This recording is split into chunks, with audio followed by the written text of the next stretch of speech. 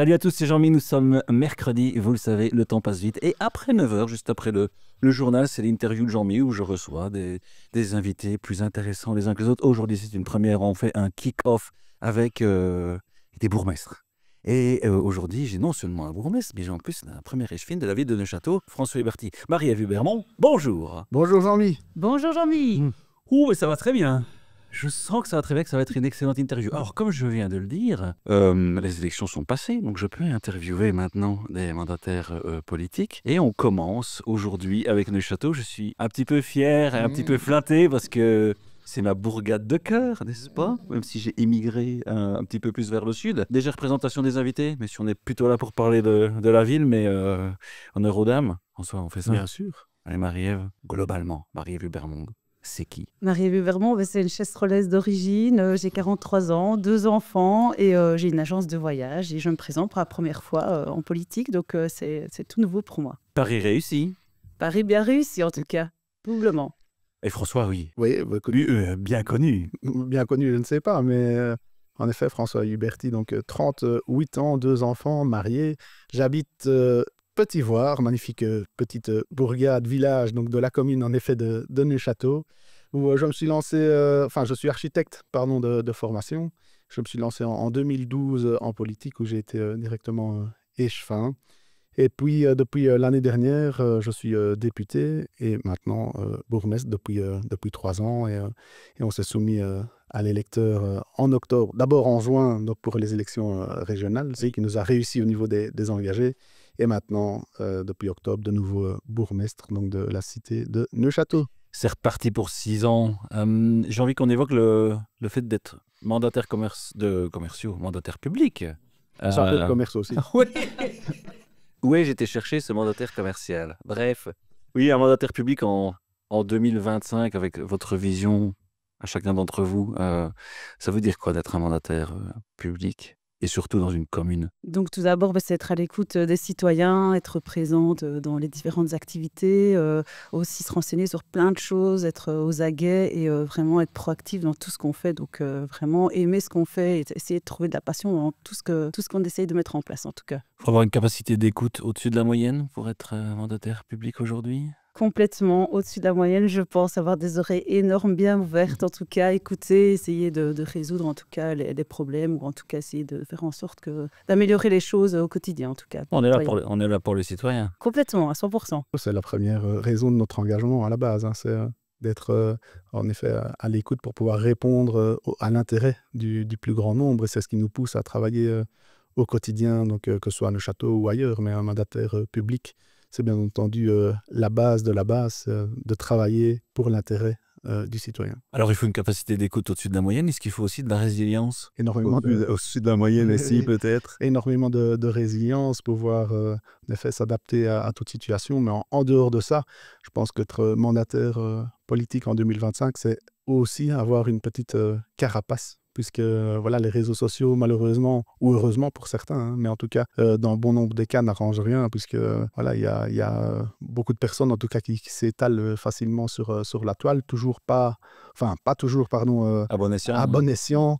Et donc voilà, c'est vivre avec, mais on ne se rend pas toujours compte non plus, quand on est citoyen, qu'être mandataire politique, ou du moins personnalité publique, mais voilà, ça a aussi des moins bons côtés, mais on ne va pas s'en plaindre, on vit avec. Ah oui, puis il y a ce côté de proximité aussi, parce que vous êtes bourgmestre et échevine d'une petite localité, l'air de rien. Neufchâteau, c'est combien maintenant? 8000 habitants? Je suis pas loin. 8350 habitants, et donc on a eu un réajustement au 1er janvier, en tout cas 8350 habitants, et une explosion démographique depuis 5 ans, puisque la ville a pris 10% d'habitants supplémentaires. Il faut gérer sur 5 ans, donc ça engendre pas mal je ne vais pas dire de problèmes, en tout cas d'adaptation, que ce soit au niveau du service public, de l'administration, de pouvoir répondre aussi à la demande au niveau des infrastructures, qu'elles soient scolaires, des infrastructures touristiques, sportives, et donc... Et les routes?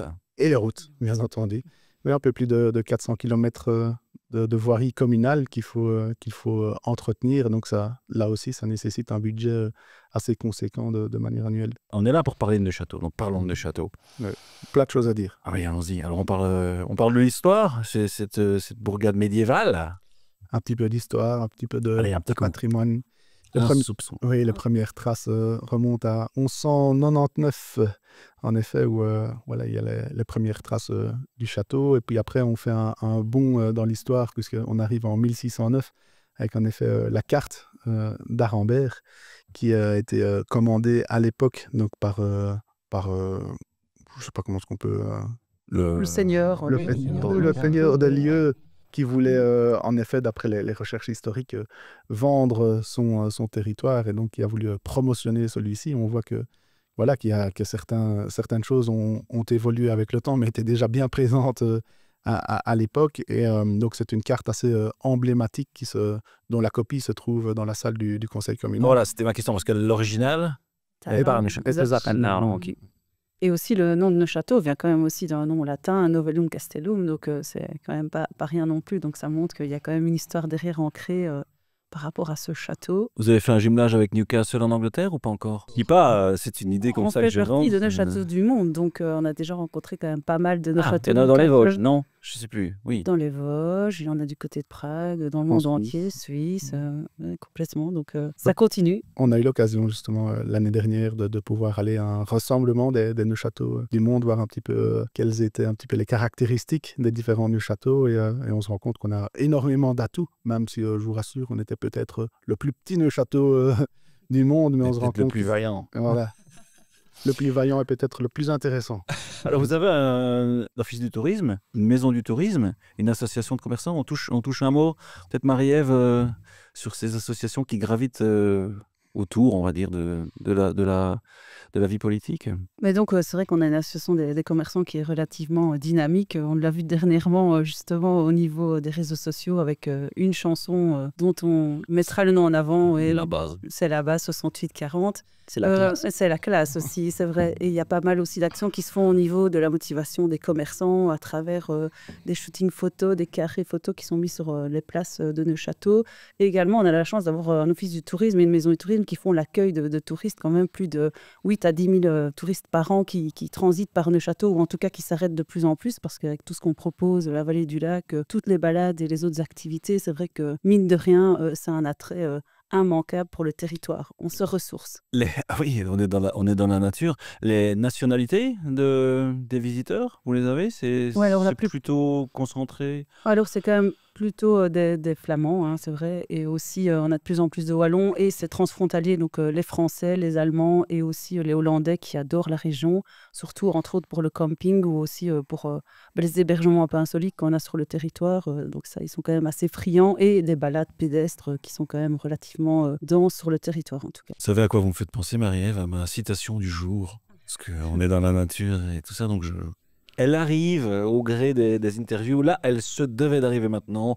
On a toujours associé la campagne à l'amour et l'on a bien fait. Rien n'encadre la femme que l'on aime comme le ciel bleu, les senteurs, les fleurs, les brises, la solitude resplendissante des champs ou des bois. Alexandre Dumas. Mais il l'a faite pour Neuchâteau. Mais je pense qu'il l'a faite pour Neuchâteau. On va les vérifier dans les archives. C'est peut-être pas celle d'Arlon. Oui, donc vous avez des ricochets parfois parce que Bastogne n'est pas loin. Il y en a encore mieux qu'un ricochet, justement. Vous avez mieux qu'un championnat de Belgique de ricochet, nous. Ah oui, au festival le 20 juillet. Là, je n'avais pas prévu. La 3e édition arrive cet été en plus, donc mine de rien. Est-ce qu'il n'y a pas le bourgmestre qui a fait ça, qui était pas mal classé l'année dernière? Maintenant que vous le dites, oui. Troisième, en effet.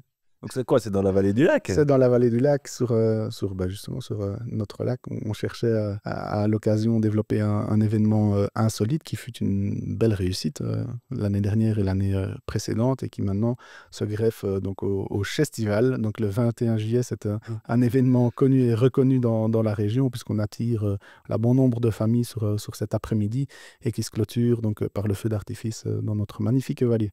Un championnat de ricochet me fait penser au championnat de boule carrée dans le village de Sucy, qui n'est pas très loin. Est-ce que c'est pas ça aussi, la belgitude?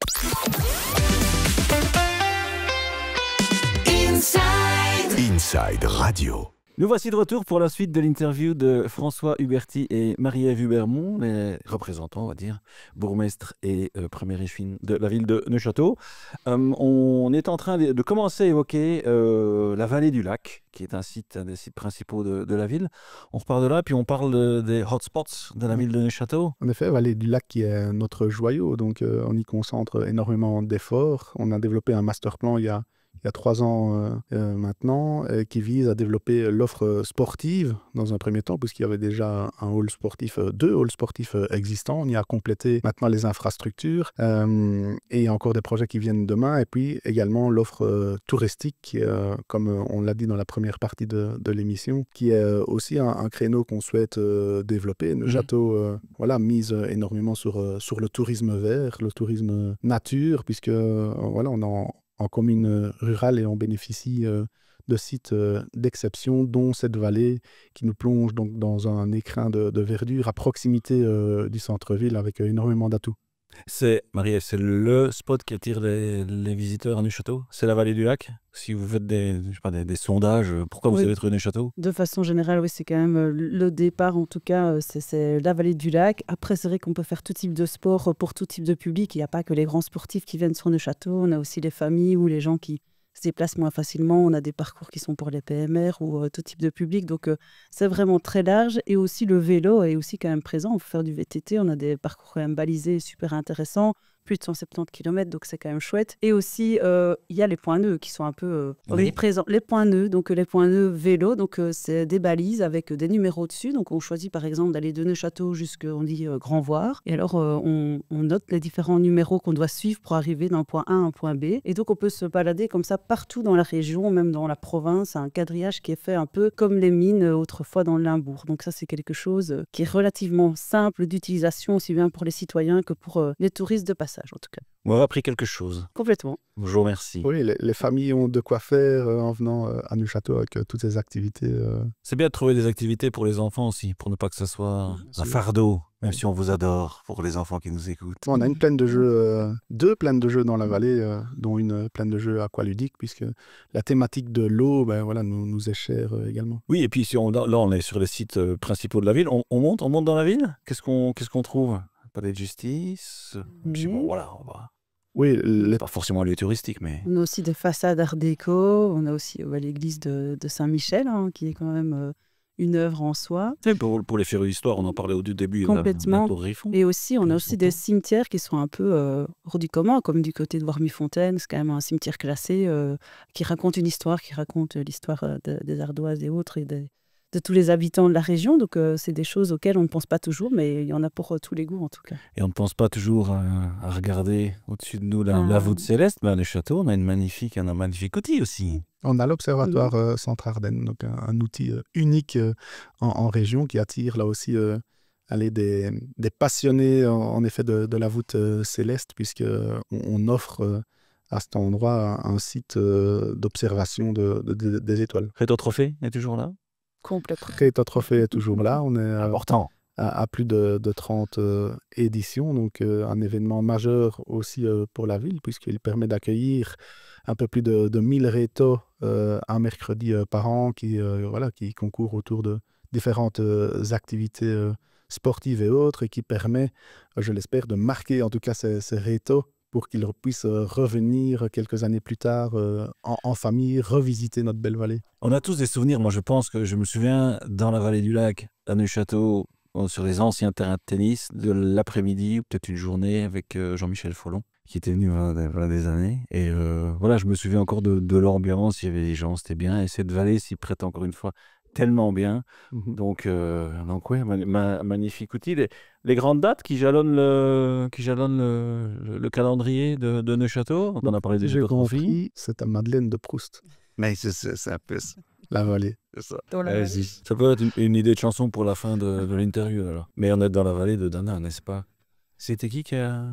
Mano. Ah, très oui. Ouais, voilà, tu vois, Blind Test 3. Trop facile, oui. C'est ça. Les grandes dates, donc on a parlé du Rétotrophée. Le festival, il est le 20 juillet, oui, souvent, et ça se clôture par le feu d'artifice pour la fête nationale, justement. D'autres dates, voilà, elles sont à venir aussi, mais il y a l'AKDT aussi qui est quand même relativement bien connue sur Renault-Château, qui amène énormément du monde, aussi bien du côté de la capitale, même en dehors de la Belgique. Donc ça, c'est vraiment C'est un toujours couplé moment. avec les Bramont, c'était ça, il y a Oui, c'est quelques ça, années, ouais, oui. complètement. Mais en plus, ça fait venir aussi pas mal d'habitants les soirées. Il y a quand même plein de types de spectacles qui sont proposés durant ces stages, donc c'est quand même relativement intéressant. Et puis on a le Summer Lake fin août, on a le marché de Noël début décembre. Donc, Oui, il y a de quoi faire. il Et y a on de a quoi aussi faire. le challenge des marches aussi. Ça, c'est un événement quand même assez sympa qui démarre au mois de mars jusqu'à octobre. Itinérant. Oui, Itinérant dans les différents villages, entre 5 et 10 km les dimanches. On peut s'y adonner en tout cas. J'ai envie qu'on parle des enjeux des villes en 2025. Et pourquoi j'ai posé cette question sur ma liste, c'est parce que récemment, j'ai reçu des représentants de la LUGA, qui est le Luxembourg Urban Garden, où le projet, c'est d'amener dans la ville de Luxembourg, et je pense qu'il y a aussi une ville dans le nord, à Sternach, je crois, du verre. Mhm. Bon, on a beaucoup de verre à Neuchâtel, mais ça m'a glissé dans mon esprit l'envie de vous poser la question.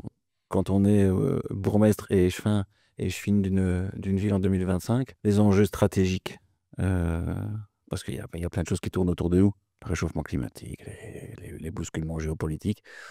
Si on ramène ça sur la ville de Neuchâtel de 8000 et quelques centaines d'habitants, ça vous évoque quoi? C'est-à-dire que, en effet, on est une ville mesurée au milieu de la campagne. Donc tout ce qui est espace vert et autres, je veux dire, on a déjà pas mal de choses, ce qui ne nous empêche pas, en termes d'aménagement public, voilà, de prévoir en effet des zones de respiration et autres. On se rend compte que pendant toute une période, on était tout à l'artificialisation des sols, que maintenant on est un petit retour en arrière, que ce soit pour la récolte des eaux, mais également pour les surchauves, puisqu'on se rend compte que, en effet, la végétation permet de garder quelques degrés en moins au centre-ville. Et une ville comme la nôtre n'y échappe pas, puisque, en effet, il y a énormément de voiries, de places et autres.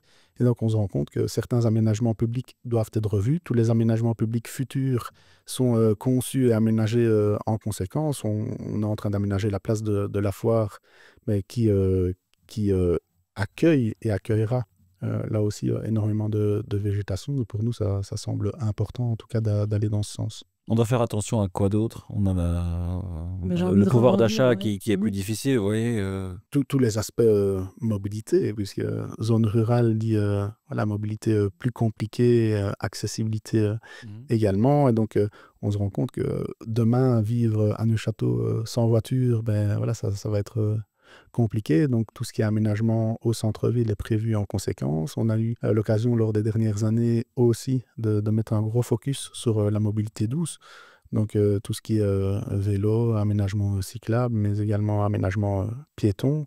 Et donc, dans tous les aménagements futurs, ben, on avance dans ce sens. Et également au niveau des personnes à mobilité réduite, puisque Neuchâtel se veut ville PMR. Donc, tous les aménagements futurs vont aller dans ce sens et permettre aux personnes à mobilité réduite d'accéder à nos commerces, enfin aux services et autres, parce que on est convaincu demain que pour développer une activité économique au centre-ville, la première chose à faire, c'est d'avoir des aménagements urbains tout à fait cohérents. Marie, vous voulez ajouter Deux autre choses chose? quand même, ouais, pour 2025 et le futur. Je pense que c'est aussi important de créer du lien, garder du lien entre les citoyens, donc à travers les événements, à travers le sport, à travers tout ce qui est mis en place. Donc ça, c'est vraiment primordial. Et aussi plus de transversalité avec tous les services qui existent, ou toutes les ASBL qui peuvent exister, qui travaillent parfois pour certaines choses un peu en commun. Donc créer du lien et transversalité.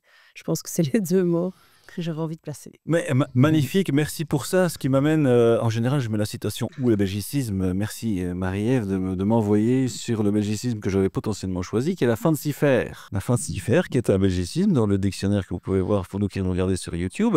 La fancifère est une fête de bienfaisance au profit d'une école, d'une association. Organiser une fancifère pour un club de football, les bénéfices de la fancifère iront à l'organisation du voyage de fin d'année, etc., etc. Vitalité élevée et stable tant en Wallonie qu'à Bruxelles. Équivalent en français de référence. Est-ce que vous avez... Si on regarde dans le Larousse, on ne trouve pas Fancifère, on trouve Kermesse. la kermesse, comme celle de Namoussard, n'est-ce pas, Exactement. par exemple. Le week-end après le 15 août. Dévoué prix, c'est ça. C'est presque fini, mais vous avez un petit devoir de sortie avant qu'on vous laisse voguer à vos occupations, parce qu'il faut choisir la chanson de sortie, le cadeau que vous offrez. Alors, on en a reparlé avant l'interview, c'est pour ça qu'on rigole, mais vous avez fait... C'était magnifique. Moi, quand j'ai vu ça sur les réseaux sociaux, je me suis dit, waouh, 68-40. waouh, C'est la base. c'est la base. Et 68-40, c'est la classe. Complètement. Non, mais là, quand même, un grand coup de chapeau à l'association des commerçants qui a mis ce clip en place, ou du moins qui a pensé, puisque c'est une manière, en effet, de faire la promotion de ce qu'ils font au quotidien, et ce, d'une belle manière aussi, puisque ça met en avant un artiste local. C'était pour un concours, c'était ça? C'était... Non, Il y avait- pas nous sommes... Ok. En Ça plus, a été c'était conjoint, juste en pour le fait, geste. le concours avec la chanson, mais c'était... Donc, on vous la met dans les oreilles, mes chers auditeurs, mais après, derrière, allez taper, je pense, sur les moteurs de recherche 6840, le château, c'est la base, quelque chose comme ça. Ouais. Et vous allez tomber sur ce clip qui est absolument parfait. En plus, le texte est aussi parfait. François, Marie, merci beaucoup. Merci. C'était un plaisir. Plaisir À partagé. réitérer. Donc, quant à vous, vous le savez, on se retrouve la semaine prochaine où je vais renaître tel un phénix de mes cendres. Et d'ici là, mes chers auditeurs, quoi que vous fassiez, comme d'hab, faites-le bien. Ciao.